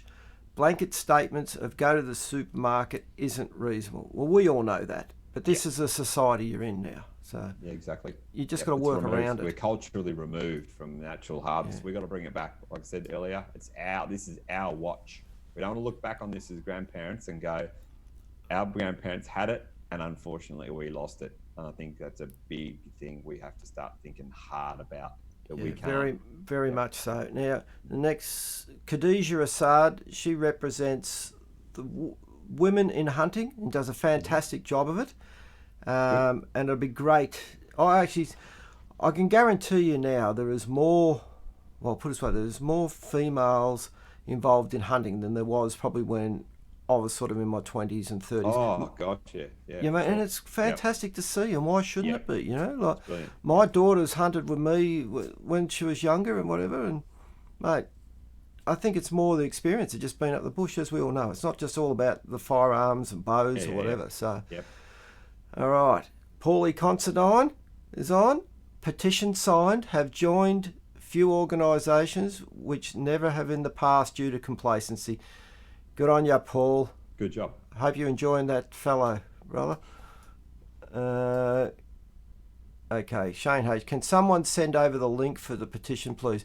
Shane, it has been mentioned before, but it's actually in the description of this video. If you don't see it, I think it says show. Click on show more, and you'll see it. So, but it's on the Beyond the Divide. You'll find it. It doesn't take too much. So, send us a personal message if you can't find it, mate. I'll get it to you. I don't know. All right, Lee's just said my book is the first edition. Walking them up, Rob. It's an old one. I'd grab it if I didn't pull my earpiece out. So anyway, Reg Parker just signed the whole court street they'll live in for the petition. Good on you, Reg. Bloody champion, mate. Cheers, Reg. Good job. Yeah, exactly. How you going there, Rob? You don't need to take a Daz break or anything like that? No, you good? Yeah. Daz made the mistake of enjoying the cans. Right. Rob is 100. Sean Galea. Rob is 100% right. We should be showing new potential hunters what they are missing, show them the meat, cook for them, and take a new person out hunting and show them the ropes. It couldn't be more truthful, mate. I think the people that we've met sort of over the time, like Rob obviously meets people coming in, new hunters, old hunters, whatever, myself, we can use this sort of social interaction to benefit and sort of create a bond, and that's what it's all about, and that's what we need to show now. That's how I see it anyway. Spot on. Yeah. Righto. Sure. He's got another quick question here. Sean was solely a duck hunter, and if it wasn't till a good mate of mine took me on a backpack hunt that I got hooked on sambar. Yeah, well, I think that happens to a lot of people. Yep. Yeah, pretty common course, that one. The old sambar addiction. Exactly. I'm sorry, guys. I'm going to have to skip through a few here. Okay. Charlie's just letting you know Ruby must be asleep on a bed. He'll bring her in. Oh, that was a while back, I think. Yeah, I think we've got 20 minutes till bedtime, Charlie. Yeah. It's probably past his bedtime. Oh, it is. He's been COVID stretching the bedtime out. I'm sure lots of parents can relate to that. Do what we used to do with the kids. We used to say, listen, if you go to bed and read, you could stay up half an hour later. And it was the best thing we ever did. Right. Michael S. We all need to talk to our MP. It's quite easy. Speak clearly and dress well if you meet them, because I feel they think we are bogans, which is wrong. It is hunting, not hunting. So, it's hunting with a G, not an N. Yeah, but we all know what it is. And when you went out looking for deer, you generally saw a deer. You saw 3. You might have seen 4. You didn't see the deer. Yeah, but it could be a shot. It could be a shot. It could be a shot on goal. I still can't get over. I can't get on that, mate. There's a few interacting between ourselves here. All right, PJ here saying, listening to Doug read around a campfire in the Vic High Country is an experience I'm truly humble for.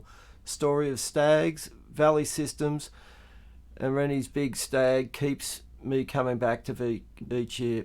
Yeah, mate, I chatted to Doug the other day, and I told him it'd be great to catch up. It'd be great to have everyone in one location at a time, but very hard to sort of do, especially at the moment. But I'm sure we might have to look into that in time to come. Yeah, mate. All right, Rob and Coke is on. I'm going to try see if I find a question for you, Rob. Hold on. No worries. He's down later. I'm going to jump through a bit here, guys. Paul Ayres, is there a current series of Beyond the Divide on Vic TV? We don't seem to be able to get it in Adelaide these days. No, we're in between series, mate. So Series 6 finished late last year, and then been filming Series 7.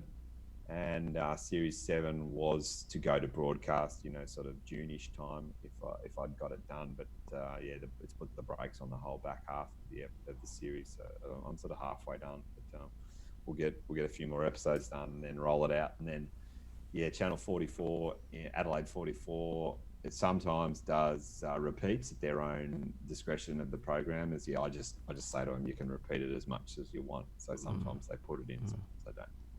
No, it's good just to get it out there. Once it's out there, just to get it out. It's just, mate, like I said, you know what I think of the whole thing. From the first episode onwards, I just know. When I first seen a hunting TV show coming on, I'm thinking, oh, mate, I'm in. I'm hooked here. This is good, And you've done such a great job over the time, mate, to keep it going. And with all what you've put on. So, all right, hold on. Reg Parker has just looked on your website and he said he can't find that knife set you were talking about. How can I find out more on it? We can ring tomorrow, It's I a suppose. butcher lot. Yeah, it's a butcher lot kit. It'll be in the knives section, but otherwise just ring the store tomorrow. Yeah, it should be there. It's called a butcher lot kit. Yep. Okay, Wandering Kiwi, way to go, guys. Signed the petition the other day and also joined up the ADA a few weeks back. Fingers crossed we can get back in the bush very soon. Great time to get prepared for a hunt. Good on you, mate. That's what we all need to do. Just put our money where our mouth is. I know a lot of people might be out of work at the moment. Obviously, just good luck to you and whatever. But when things slowly start to get back in, let's push the economy as far as the hunting goes as much as we can. Yeah, keeping your local pubs and things going, like the pubs in Smash. The pubs, I don't know how that's going to happen. Oh, it's brutal on them. We got a local bar down the road here that me and the boys play it in the band, and they've shut down and they're doing takeaway pizzas. That's all they can do to keep it going. So we buy. It's a pretty good thing when you can support someone through buying a pizza. They're good on them. Do anything you can because they are hurting. Yeah. All right, here we go. Paul has just answered his question. Channel 44 here still has fishing shows on Tuesday night, but Beyond the Divide disappeared. That's over in Adelaide. Okay, yeah. Well, and Robin Coker says, bye-bye community TV. Hello Chinese takeover. Bloody crap. Well, hopefully you're wrong there, mate, but we'll see. Nothing to surprise me at the moment. Yeah. Worst thing is Channel 31 isn't broadcast Vic statewide. I didn't realise that, but I have found out. That's from... Yeah. The broadcast reach is limited, and this is the crazy thing I harp back to. Like I've spoken to 7 and 8 and the regional, the WIN network, and I've had it's either WIN or 7 Mate. I think it was WIN Regional saying, Rob, great program, but it wouldn't suit broadcasting in regional areas. Regional people wouldn't be interested in it. That's what I got told. It's not the first time I've been asked that though too. So for the firearm, it's too risky for regional viewers. Here we go. Matthew Warren, just make full YouTube series like Born and Raised Outdoors. They absolutely kill it in the States. But I'll quickly talk about this. They might kill it, but I can tell you now, if you want to just keep independent and whatever, YouTube doesn't generate money that people think it does. Hence why I started the Patreon thing. 30 Patreons makes more than the 40,000 subscribers for myself, and it's not about money, but us understand it's not viable. Really isn't. And look, the American thing's a good point. Like America, so the Sportsman's Channel and there's the Outdoor Channel in the US. We did a brief run on the Sportsman's Channel, and to get on to have a series on the Sportsman's Channel, to get your series on there, like we pay 30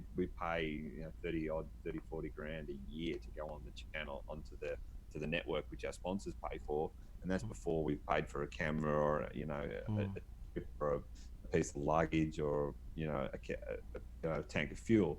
But to be brutally honest, the American Sportsman's Channel was like 50,000 US, the 40 50 grand US to get your series on there. So you've got to have a product that they'll approve. You've got to have a polished product. You've got to be a point of difference.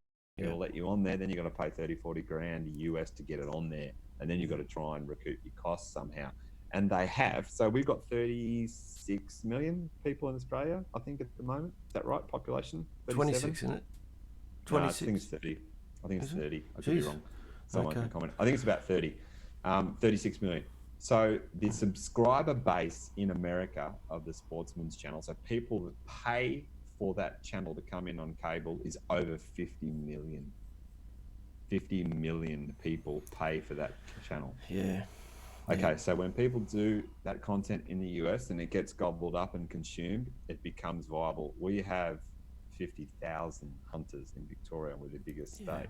We have 30 million people totally, and we're on the outer. You've got hundreds, 100 million, in the hundreds of millions in the gun owners and shooters in America. We just can't compare ourselves to that market.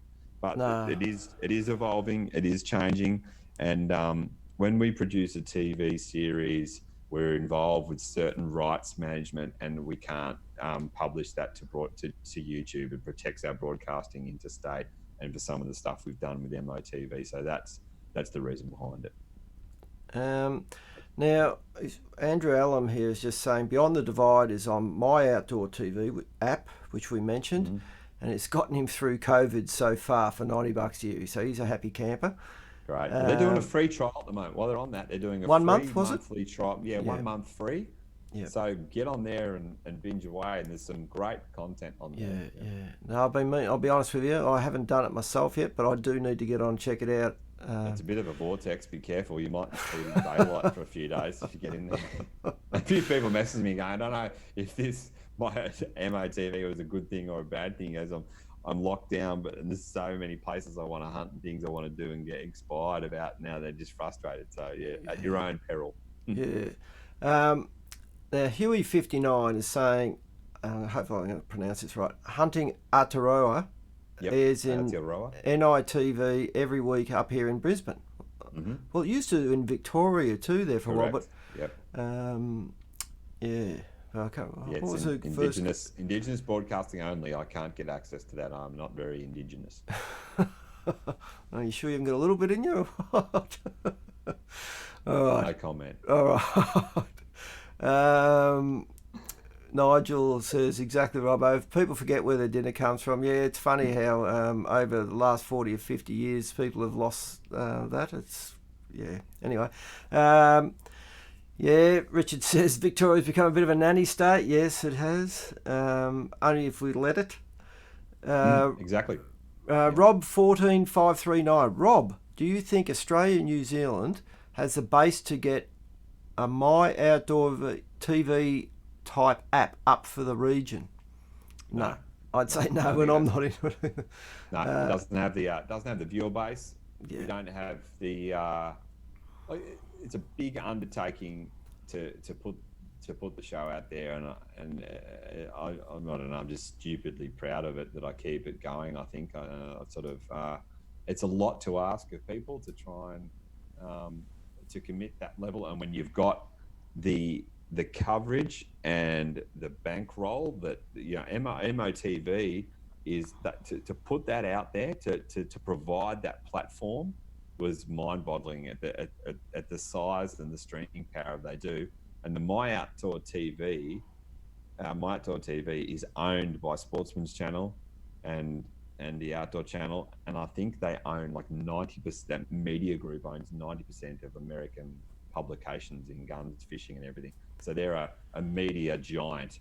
So no one can really take them on with their reach, and to provide these services and to get this up and going is logistically incredible. So just let them win. Just let My Outdoor TV do it the best.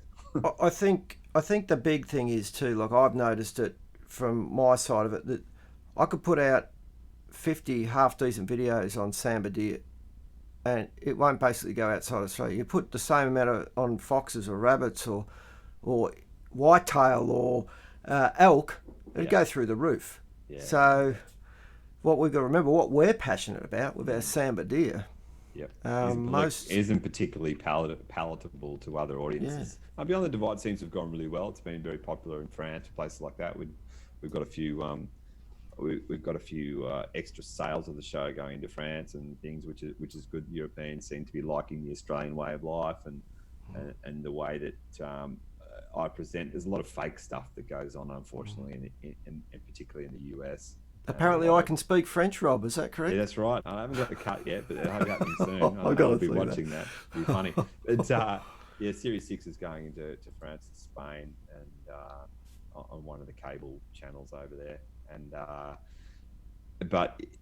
always be 100% free range, and there's nothing staged on there. Robbo, you've seen how it unfolded. It's exactly what you see is what you get, and a lot of producers don't don't go that way. And the feedback that I've had from those overseas guys in my TV is like, Rob, you're doing such an amazing job. It's so natural. How do you do it? And I'm like, well, it's just make it natural. It's normal to me. And if you There's a miss, lot you of hit miss. and miss too. It doesn't always work out as you want it to, and it can be The secret very is frustrating. honesty. Yep. What we got here? Shane H. Why does all these channels show murder mysteries, gangland wars, etc.? All bullshit, mate. That's what sells, mate. Reality TV and all that. When stuff. our kids can't watch the news in the morning because when all that ISIS stuff took off and the media plunked them up and the beheadings on the morning news, and like I was just repulsed by that. And my kids, and you're shielding your kids from the radio and the news, and then someone's telling you your TV show where you shot a deer and carried it out and ate it or whatever is somehow offensive or too risky. It's just, it doesn't add up, mate. The system's screwed. It's really a sign of the times, and something I really struggle with. Maybe I'm just getting older and frustrated and cranky, but I just grumpy old man disease. I get it too. Zero tolerance. I know. Righto, Luke Goss. Do you think this shutdown will lead to greater deer numbers as it happened in the rut? Many stags will get to breed that may not have. Can't wait.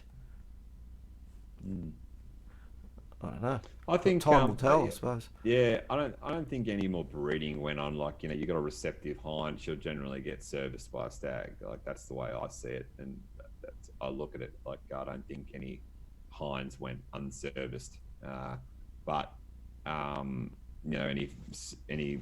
cycling hinds didn't get bred.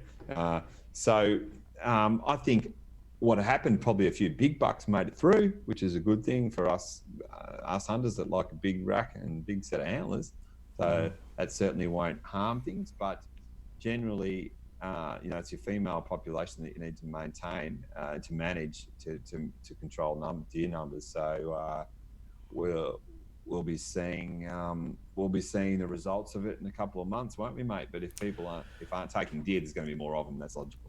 Well, the thing is, when the fires happen, what's probably different this year is that after the fires, they were quite intense.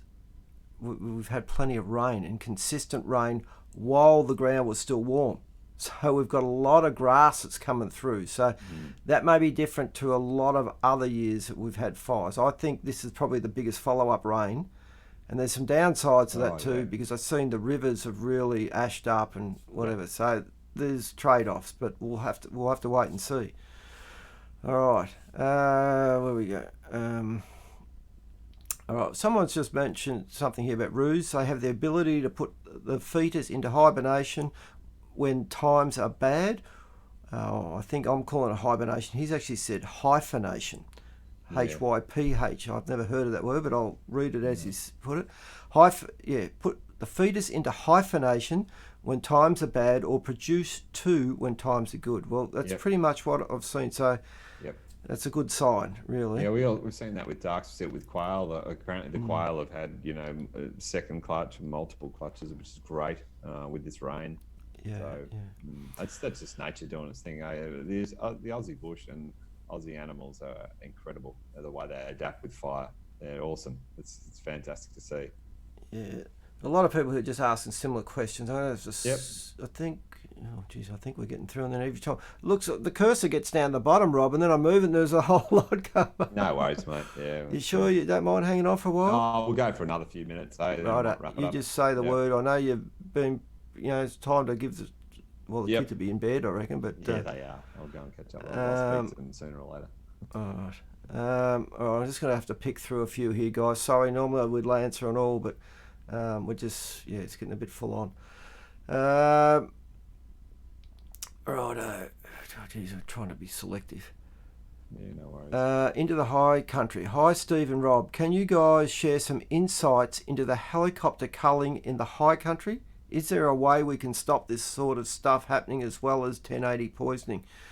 Well, the only way to a degree is going to be do exactly what we said. Get our numbers up as a group and basically send some letters and represent ourselves better Again, in mate, mass. exactly. We're starting to sound like a broken record, Yeah. but I had a beer again. Barry Hout's name comes up. This guy fights Yes. so much above his weight. Yep. Straight after, I think it was after the Wild Deer show up in Bendigo. I think we had a beer on the Sunday night down the pub, and he said something. I'm pretty sure he went from that thing. He woke up the next morning in Bendigo and went straight to a meeting that he pushed his way in the door with Parks, demanding some answers on the helicopters, because after the fires there, the parks were closed, and then people were reporting, hunters were going up for a look and seeing what's going on, were reporting seeing choppers going around, and they flew in of their own accord without consultation and without any sort of budget, and they were meant to review and they were meant to post the results, and it was meant to be consultation. And the guy, mate, I honestly thought I'd never see helicopter shooting deer in Australia in my time, and I No, never well, thought I'd see poison. I've had them fly over my head virtually this time last year, and yeah, they weren't shooting around us, but yeah, look, the trouble is we see the deer copying it, but then we look at that era we were in, it was just full of horses doing probably more damage than anything, and that's in the too hard basket to a degree. Mm. I know they do try and control them, but I think we know that there's better alternatives. And that is a question for Barry. That's a question for ADA. He is fighting that fight hard, and I know with absolute authority that he was heading to that meeting. I don't know what the outcome was. And this on the horses we're talking about? You're talking? Or? That was on deer. Oh, yeah. No, on the heli. Yeah, the heli hunting. Yeah. And poison. I mean, that's just something we never want to see. I've been exposed to that for years. But anyone that's seen an animal die of 1080 poisoning. No, it's not cool. No, I think I'd take a bullet to the head every time, to be honest with you. All right, mate. Look, I reckon you've done very well tonight, and we're pushing 2 hours, mate. So yeah, no worries, I know mate. You've been flat out just about every night, every day. Yeah, feeling it. All I can do is thank you for coming on tonight. No, well, thank you. Yeah, thank you. Thank the viewers. Thanks, mate. I appreciate your forum. You're doing a great job with this, and we've had some very constructive comments there from people doing as we've asked them to do, and they're sending the message straight back to us. Like they know that's the right thing to do, and for lovers of the bush and our hunting way of life, we know it is getting eroded and it is getting taken away. There was a time and a place where people just sat back, but unfortunately, social media has given all these our detractors and our enemies a platform that they often use more effectively than us, and we're seeing it eroded all the time. And they won't stop. They just won't stop. Well, I think I'll say use it or lose it, and if you're not prepared to sort of wear your heart on your sleeve as much as you can, I know it can be tough, but wear your heart on your sleeve as a hunter. Represent yourself well. It can only be good. Put it this way, you got more of a chance of keeping what you love doing that than if you sort of do nothing. Yeah, so. I'll quickly finish with over in Canada, we saw last year the banning of the grizzly bear hunt. Now, grizzly bear is an apex predator. It's an incredible animal to be respected. But the grizzly bear hunt in Canada, regardless of what your decision on hunting, and I know a lot of Australian hunters, whatever, are on the fence with the whole bear thing, that's fine. But the grizzly bear hunt in Canada is one of the most scrutinised, regulated, researched hunts in the world. And the numbers are in print from theses, from scientists, from anyone who's associated with wildlife management in Canada. The numbers were there to show that they were so under the risk factor of harvest, and a political party put themselves up for election in Canada, and they said, based 100% on the teddy bear emotion of Disneyland, we will ban grizzly bear hunting if we get elected, because we don't think it's okay to shoot grizzly bears. And they got elected and they cut it out. And if Canada evolved from the hunter. The hunters' outposts became towns. The You know, you've watched The Revenant. 400 years ago, the skin, the fur traders, they blazed trails through the Rockies. They created these towns. Canada is founded on a hunting culture. And when that can happen in Canada, beware of what happens everywhere else. Yeah. Well, I think we've seen how quick it can be taken. They've closed the gun shops and used basically a false reasoning. That's how I see it. And we've got to remember all these people provide us with what we love to do. So, we've got to sort of, basically stand up and be counted, guys. That's what we're asking. So, yep, go away, sign the petition, be positive. It's not all down in the dumps. You can do something. You can make your feelings felt and put that angst into letters politely, and just fingers crossed on May the 11th, mate, we get back out there. Well, put it this way, mate. Here's hoping. Just stay on for a second. I'm just going to end this stream. Thanks, everyone, for jumping on tonight, and probably won't have a feed next week. Probably go to every 2 weeks. But again, thanks, everyone, for jumping on. And if you feel like it's the right thing to do, which I know it is, jump on and get on that petition. All right, thanks, guys.